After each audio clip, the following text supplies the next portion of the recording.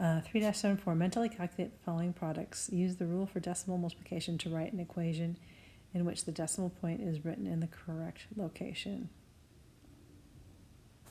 Okay, so if we do negative 0.04 times negative 0.1, hopefully you remember that a negative times a negative is a positive, and the only thing we can see there is a 4. And we're going to count these spaces. So I have a space here and 2 spaces there.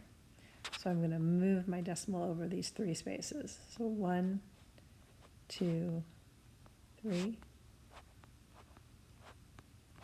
So it's going to be 0.004. So it's going to be 4 thousandths. If we did it the way we were talking about before, we would have 4 hundredths negative times negative 1/10.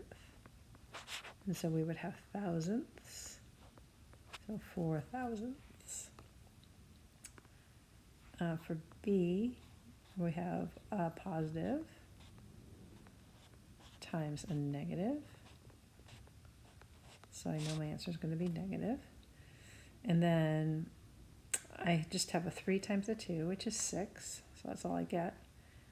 But then I can see that I have 1, 2, 3, 4 decimal places. So 1, 2, 3, 4. So 0, 0, 0, 6. So 6 10,000ths.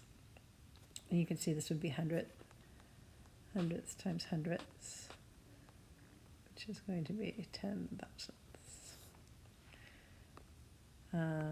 C is going to be positive 0.7 times 0.4. So I get 7 times 4 is 28. I have 1 decimal place, 2 decimal places. So that's just that answer. Stacy said, Stephanie, look at my answer to the last problem. Usually when I multiply, I get a bigger answer than the number I started with. 28 hundredths is less than 4 tenths or 7 tenths. I must have made a mistake. Stephanie responded, well, 1/2 times 1/2 is 1/4, and 1/4 is less than 1/2. I think when you multiply by a fraction or a decimal less than 1, you get less than you started with.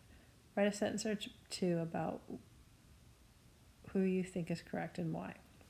So remember, when you're multiplying by a fraction, it means you're only taking a part of that other number. So anytime you multiply by a fraction that's smaller than 1, you're going to get an answer that's smaller. I think we talked about that before. So, because instead of having one group of 7 tenths, right, that would be 1 times, you only have 4 tenths of a group of 7 tenths, which means it's going to be smaller than 7 tenths. So when you have 2 fractions, your answer is going to be smaller than both of them, because this is a fraction of this and this is a fraction of that, so you're going to get a much smaller number.